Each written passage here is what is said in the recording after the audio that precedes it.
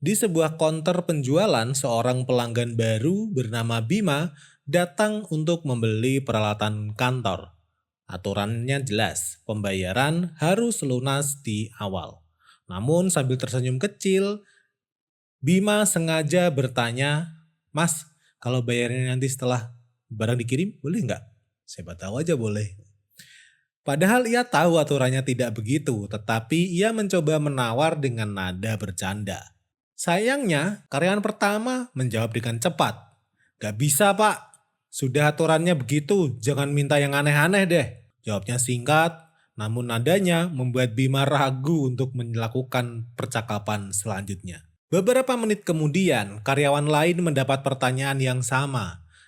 Namun, ia hanya tersenyum lalu menjelaskan, "Kalau untuk sistem kami, pembayarannya memang harus lunas di awal, Pak." Beberapa menit kemudian, karyawan lain mendapat pertanyaan yang serupa.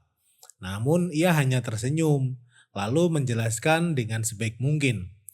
"Mohon maaf, Pak, kalau untuk sistem kami, pembayarannya memang harus lunas di awal.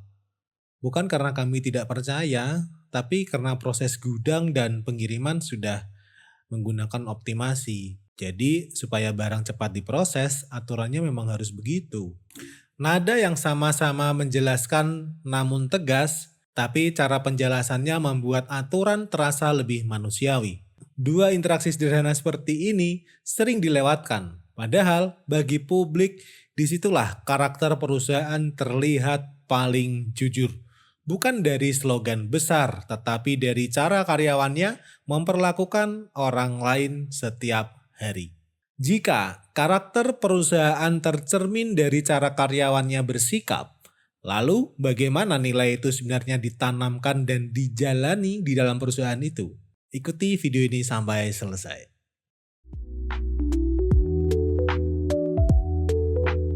Hai teman baca, setiap hal besar terlahir dari gagasan kecil.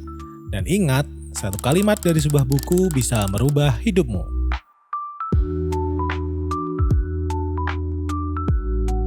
Assalamualaikum, hai teman baca. Jumpa kembali bersama saya Lingga di channel Ruang Baca. Di edisi Teras Wawasan kali ini kita akan membahas sebuah tema yang sering luput atau sering diabaikan, padahal dampaknya langsung terasa dalam kehidupan dunia kerja maupun dunia bisnis, yaitu adalah karakter identity.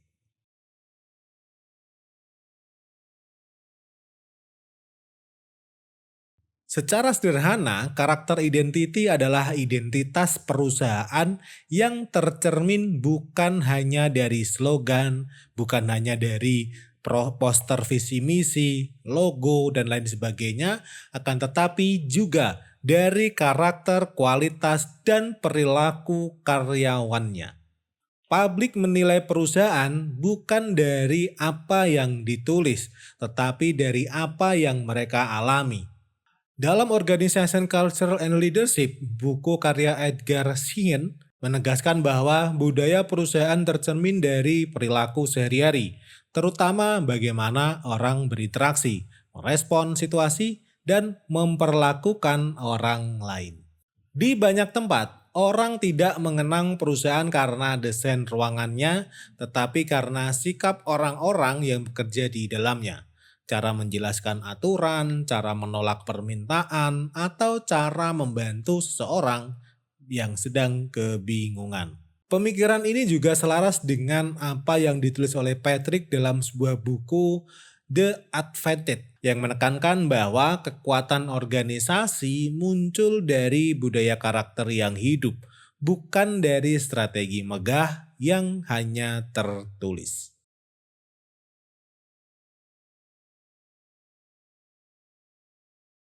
Jika kita masuk lebih dalam tentang tema ini, bahwa karyawan adalah cermin identitas perusahaan, bukan sekedar logo, bukan gudang, bukan slogan, akan tetapi apa yang orang luar lihat dari cara karyawan bekerja setiap hari, identitas itu terbentuk dari proses yang panjang. Seorang karyawan tidak tiba-tiba profesional, tidak tiba-tiba ramah, dan tidak tiba-tiba peka terhadap segala situasi. Semua itu dibentuk oleh budaya internal, yaitu bagaimana pimpinan memberi contoh, bagaimana tim berkomunikasi, bagaimana masalah ditangani, dan bagaimana nilai diterapkan setiap hari. Dalam sebuah buku yang berjudul Emotional Intelligence at Work, karya Daniel Goleman mengatakan bahwa perilaku karyawan dipengaruhi iklim emosional organisasi.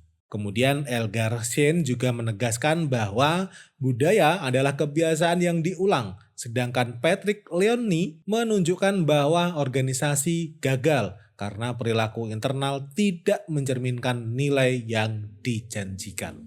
Resikonya bukan hanya layanan buruk, melainkan hilangnya kepercayaan publik, rusaknya reputasi, dan munculnya budaya toksik. Dan sebaliknya, ketika nilai dipahami dan dijalankan, karyawan menjadi jembatan antara identitas perusahaan dan pengalaman orang lain. Lalu, apakah perilaku yang kita tunjukkan hari ini sudah benar-benar mencerminkan nilai yang kita inginkan? Tulis di kolom komentar.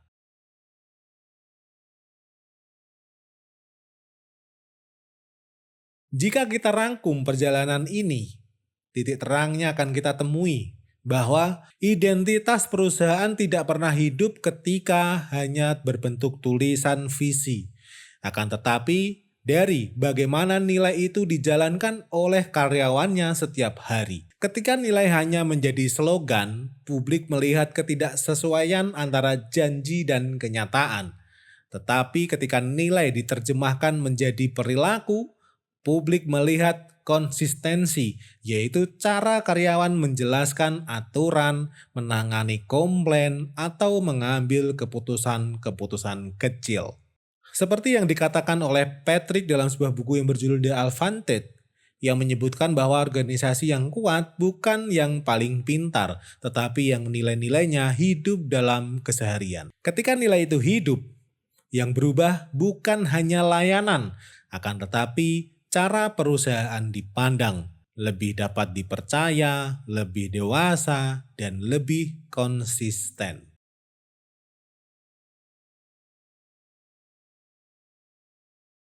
Pada akhirnya, identitas sebuah perusahaan tidak dibentuk oleh kalimat visi, akan tetapi oleh tindakan kecil yang terus dilakukan berulang-ulang. Cara seorang karyawan mendengar, menjelaskan aturan, atau membantu orang yang bingung. Semua itu membangun citra yang jauh lebih kuat daripada slogan yang dipasang di dinding kantor. Jika dilihat lebih dalam, karyawan bukan hanya menjalankan tugas, tetapi membawa karakter perusahaan di setiap interaksi. Nilai perusahaan hidup ketika diterjemahkan menjadi perilaku yang konsisten. Sebelum kita akhiri, satu pertanyaan lagi. Perilaku apa yang akan kamu tunjukkan hari ini yang benar-benar membuat perusahaan tempatmu bekerja terlihat seperti yang kita bahas? Demikian pembahasan teras wawasan kali ini.